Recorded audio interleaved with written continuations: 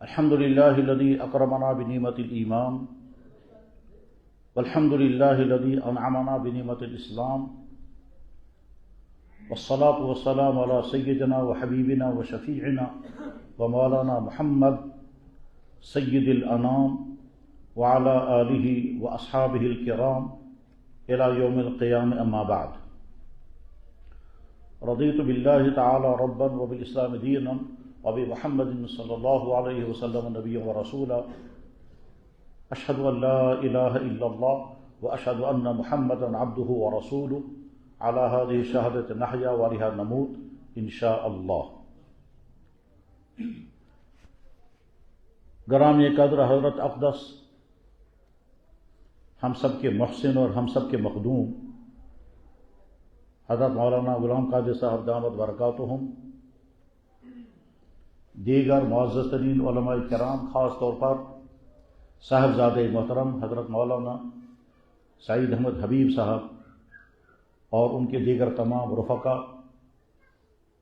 اور عزیز نوجوان طلبہ، اللہ کے فضل سے آپ کی خدمت میں حاضری کا موقع مل گیا، اگرچہ تاخیر ہو گئی، اور تاخیر کی کلفت آپ حضرات نے شاید اس لیے محسوس نہیں کی ہوگی کہ مغرب سے لے کر اب تک آپ کے سامنے بہت مفید ترین چیزیں آئی ہوں گی. ظاہر ہے قرآن کریم کی تلاوت ہوئی ہوگی، نعت مبارکہ پڑھی گئی ہوگی، قیمتی نصیحتیں آپ کے سامنے آئی ہوں گی، اس لیے انتظار کی کلفت سے آپ محفوظ ہی رہے ہوں گے. انتظار کبھی باعث لذت ہوتا ہے، کبھی باعث اضطراب ہوتا ہے، اور کبھی روح فرسا ہوتا ہے، اور یہ موقوف ہوتا ہے اس بات پر کہ انتظار کس کا ہو رہا ہے، انتظار کیوں ہو رہا ہے، اور انتظار کرنے والے کون ہیں. لیکن خالص دینی مجلس ہے، اور اس دینی مجلس میں یقیناً آپ کے سامنے نہایت مفید ترین چیزیں آئی ہوں گی. قرآن کریم کی تلاوت بذات خود بہت بڑی نعمت ہے، البتہ یہ اس پر موقوف ہے کہ تلاوت کرنے والے اور تلاوت سننے والے روایتی طور پر سے تلاوت نہ سنیں، اور حقیقت میں تلاوت اگر سنی جائے تو قرآن کریم خود قرآن کے حکم کے بارے میں فرماتا ہے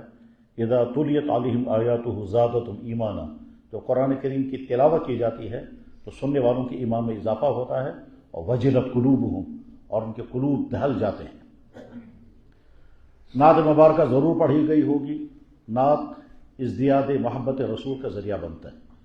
تو اس لیے انشاءاللہ اب تک کی یہ مجلس، اگرچہ انتظار کی گھڑیاں جتنی آپ کے لیے بڑی مشکل تھی، اسی طرح سے ہم لوگ بہت تیزی کے ساتھ چلتے رہے اور بڑی اضطراب میں تھے کہ کب پہنچیں،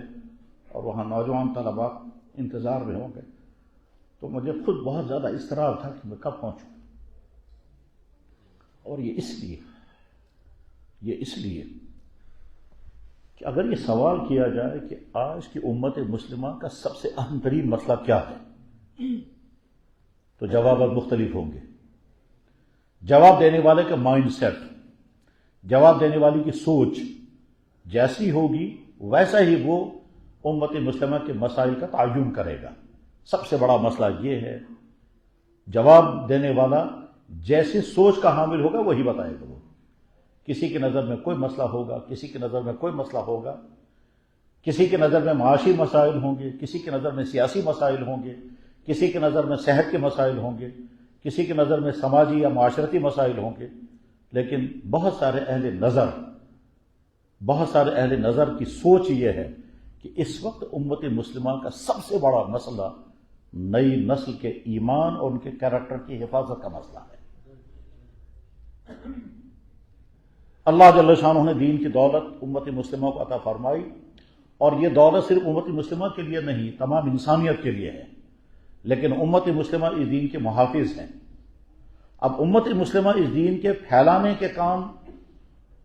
اور اس کی اشاعت کے لیے جو کچھ کرنا چاہیے تھا وہ تو ابھی نہیں ہو پا رہا ہے. اس وقت صورتحال یہ ہے کہ خود امت مسلمہ کی نئی نسل کا ایمان اور ان کا کردار ایسے خطرات کے زد میں ہیں کہ ہو سکتا ہے کہیں اللہ تعالی شانہ کا وہ اشارہ، بلکہ صراحتاً جو اللہ نے فرمایا، کہیں وہ پورا نہ ہو جائے. یا ایھا الذین آمنوا من یرتد منکم عن دینہ فسوف یأتی اللہ بقوم یحبهم ویحبونہ. اے ایمان والو اگر تم دین پر قائم نہیں رہنا چاہتے تو میں تم کو ہٹا دوں گا، نئی قوم اسلام میں داخل ہوگی۔ اس وقت بہت سارے لوگوں کی رائے کے مطابق سب سے نازک مسئلہ نئی جنریشن کا ہے، نئی پود کا ہے، اور خاص طور پر وہ ہماری نئی نسل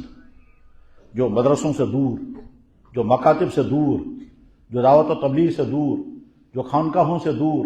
جو صالحین سے دور ہے، یہ سکولوں میں ہے، یہ کالجوں میں ہے، یہ کوچنگ سینٹروں میں ہے، یہ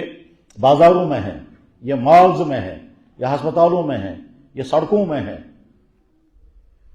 اس نسل کا ایمان، اس کا کردار اور اس کی صحت، یہ سب کے سب خطرات کی زد میں ہیں، اور وہ خطرات کسی ایک طرف سے نہیں ہیں، اندر سے بھی ہیں اور باہر سے بھی ہیں۔ وہ درخت جو اندر سے خشک ہو جائے اور باہر کی ہوا اس کی مخالف ہو، اس درخت کا کھڑا رہنا بہت مشکل ہے۔ وہ نوجوان نسل جو اپنے اللہ سے ویسے واقف نہیں جیسا ہونا چاہیے، جو اپنے نبی سے ویسے واقف نہیں جیسا اسے ہونا چاہیے، جو اپنے قرآن کو نہیں جانتی، جو اپنے دین کی بنیادوں سے واقف نہیں ہے، اور باہر اور اس کے بعد پھر وہ ایسے ماحول میں ہے جہاں ایتھیسزم ہے، جہاں ایگنوسٹزم ہے، جہاں الحاد ہے، جہاں ماڈرنزم ہے، جہاں اباحیت پسندی ہے، جہاں اوریانیت ہے، جہاں کو ہے سب کچھ، یعنی جہاں مردوں اور عورتوں کا اپنی تمام تر کششوں کے ساتھ اختلاط ہے، اس جگہ پر یہ نوجوان لڑکا کھڑا ہے، تو یہ اپنی ایمان کو کیسے بچا پائے گا، اپنی کردار کو کیسے بچا پائے گا، اور اپنی صحت کو کیسے بچا پائے گا، جبکہ شیطان کے حملے ایک طرف، نفس کے حملے دوسری طرف، جوانی کا کچا ذہن اور متاثر ہونے کی کیفیات الگ ہیں، اور باہر کے ماحول میں اور نہ جانے کہاں کہاں سے کیا کیا محنتیں ہو رہی ہوں گی، جس کے نتیجے میں اس مسلمان نوجوان کا ایمان، اس کا تعلق مع اللہ، اس کا نبی کے ساتھ تعلق، اس کے آخرت کے جان کا یقین، یہ ساری چیزیں خطرات کی زد میں ہیں۔ یہ وہ چیز ہے کہ جس کی فکر جناب رسول اکرم صلی اللہ علیہ وسلم کو بہت زیادہ تھی۔ اگر یہ سوال کیا جائے کہ اللہ کے نبی علیہ الصلوۃ والسلام جب دنیا سے رخصت ہو رہے تھے تو ایک طرف سے آپ کو خوشی اور کامیاب خوشی تھی کہ آپ نے دین اسلام کھڑا کر دیا تھا، اور ایسی کامیابی اس کائنات میں کسی کو نہیں ملی۔ صرف 23 سال کے عرصے میں اللہ کے نبی علیہ الصلوۃ والسلام نے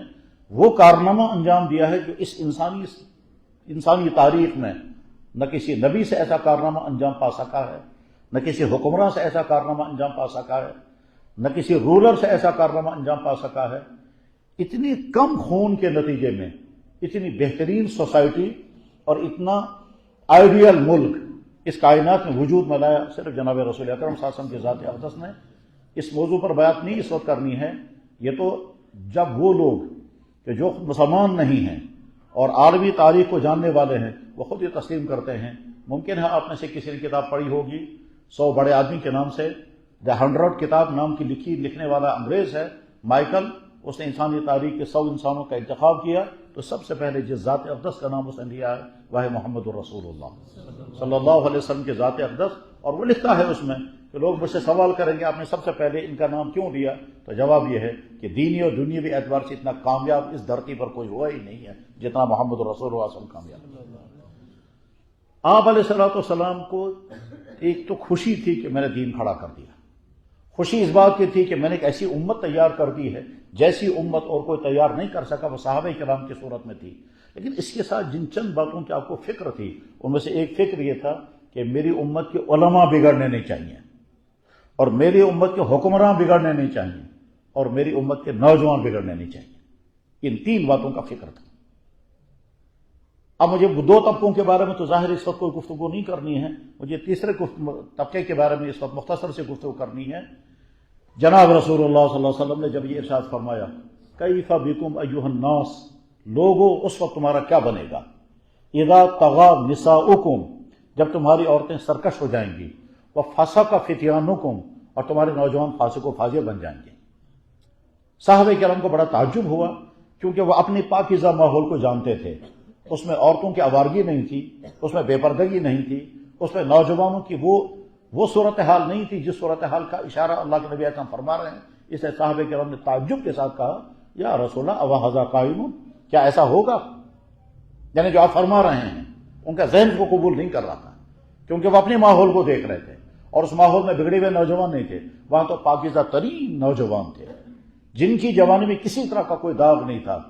اس کائنات میں سب سے مقدس جماعت پیدا ہوئی تھی صحابہ کرام، اور صحابہ کرام میں چاہے وہ بزرگ تھے، چاہے جوان تھے، چاہے مرد تھے، چاہے خواتین تھی، ان سب کا کردار مثالی کردار تھا، اور ایسا مثالی کردار اور کوئی نبی اور کوئی ریفارمر اور کوئی رولر اور کوئی بزرگ اور کوئی اوتار نہیں پیدا کر سکا۔ اس لیے صحابہ کرام کو تعجب ہوا کہ ہمارے نوجوان کیسے بگڑیں گے۔ تعجب کے ساتھ انہوں نے کہا اوہذا قائل یا رسول اللہ،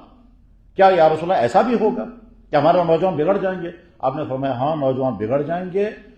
جو میں بتا رہا ہوں اس سے زیادہ بدتر حال ہوگا۔ واشد من ذلک کیف بکم ایھا الناس اذا طغى نساؤکم وفسق فتيانکم قالوا اوہذا قائل یا رسول اللہ قال نعم واشد من ذلک، اس سے زیادہ برا حال ہوگا۔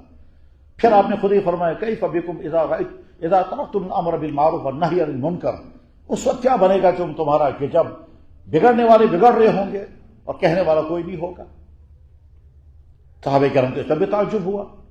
پھر آپ نے فرمایا اس سے زیادہ برا حال ہوگا کیف بکم اذا رأیتم المنکر معروفا والمعروف منکرا، یعنی گویا ہمارے نبی کو اس زمانے میں فکر تھا کہ میری امت کے جوان بگڑنا نہیں چاہیے، اس لیے آپ نے براہ راست جوانوں کو خطاب کیا اور الگ الگ خطابات کے موقع پر الگ الگ انداز سے گفتگو فرمائی۔ یعنی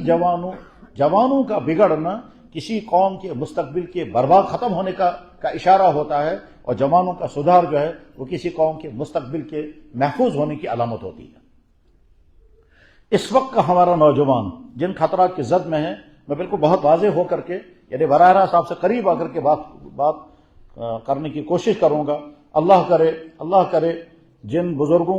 نے اپنی دور اندیشی اور بصیرت سے اس عنوان کی مجلس منعقد فرمائی، اور انہی کی برکات کے ذریعے سے آپ تک وہ باتیں پہنچیں جو آپ کی زندگی میں سدھار کا ذریعہ بنے، اور آپ کی زندگی کو ان تمام خطرات سے حفاظت کا ذریعہ بنے جن خطرات کا آپ کو بہرحال خطرہ ہے۔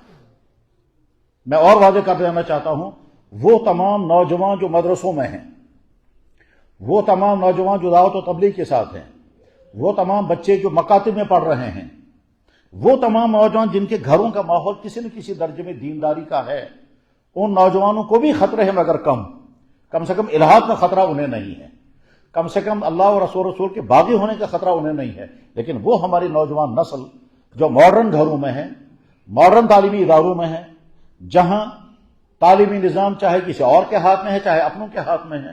جہاں کا سلیبس کچھ اور ہے، جہاں کا ماحول کچھ اور ہے، بلکہ اس سے اور ایک قدم اور آگے بڑھ کر جب مہم یہ چل رہی ہو کہ تعلیمی ادارے دانشگاہیں رہیں یا نہ رہیں، دانشگاہیں بن جائیں، تو اس وقت اس نوجوان کا ایمان تو خطرے میں ہوگا ہی ہوگا۔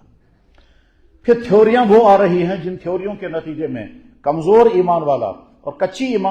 معلومات والا شخص ان تھیوریوں سے اپنے آپ کو بچا نہیں سکے گا۔ معلومات پختہ نہیں ہیں، اس لیے جو ہی کوئی تھیوری سامنے آ جائے گی، اور گمراہ کرنے والے بہت مہارت کے ساتھ گمراہ کرنے کا کام کر رہے ہیں۔ جو لوگ سوشل میڈیا پر ہیں، جو لوگ یوٹیوب چینلیں دیکھتے ہیں، اور وہاں ایتھیسزم کے تبلیغ کرنے والے وہ افراد کبھی تو کہتے ہیں ہم پہلے مسلمان تھے اب مسلمان نہیں، ایکس مسلم کے نام سے، اور کبھی وہ اپنا نام لے کر کے اور اس سوشل میڈیا کے ساتھ جڑے ہوئے وہ ہمارے بچے جو سکولوں میں ہیں، کالجوں میں ہیں، دفتروں میں ہیں، شادی شدہ ہیں یا غیر شادی شدہ ہیں، وہ مدرسوں کے ماحول سے باہر ہیں، تو ان کا ایمان خطرے میں بہرحال ہے۔ اس لیے میں براہ راست کہنا چاہوں گا کہ نوجوان بچوں، اللہ نے آپ کو 3 نعمتیں عطا کی ہیں۔ نعمت نمبر 1 ایمان، اور نعمت نمبر 2 کردار، اور نعمت نمبر 3 صحت۔ یہ تینوں چیزیں اللہ نے عطا فرمائی ہیں اور مکمل عطا فرمائی ہے۔ ایمان کی دولت ہمیں ملی ہے کیونکہ ہم ایمان والے کے گھر میں پیدا ہوئے۔ اس ایمان کی دولت کو پانے کے لیے ہمیں کوئی مشکل برداشت نہیں کرنی پڑی، ہمیں کوئی ظلم نہیں سہنا پڑا، حالانکہ اللہ کا قانون یہ ہے۔ اللہ تعالیٰ اپنی کتاب مقدس میں اپنا قانون یہ بیان فرماتے ہیں کہ اے ایمان والوں، میں تمہیں ایمان عطا کروں گا اور مصیبت نہیں آئے گی، تیار رہنا مصیبت جھیلنے کے لیے۔ احسب الناس ان یترکوا ان یقولوا آمنا وهم لا یفتنون، کیا سمجھ رکھا ہے لوگوں نے، میں تمہیں ایمان عطا کروں گا تم کو مصیبت نہیں آئے گی، آزمائے جاؤ گے، میں نے پہلوں کو بھی آزمایا تم کو بھی آزماؤں گا، وَلَنَبْلُوَنَّكُمْ بِشَيْءٍ مِّنَ الْخَوْفِ، میں تو ضرور تمہیں مصیبتوں میں ڈال کر آزماؤں گا، پھر میں دیکھوں گا کون مضبوط ہے، کون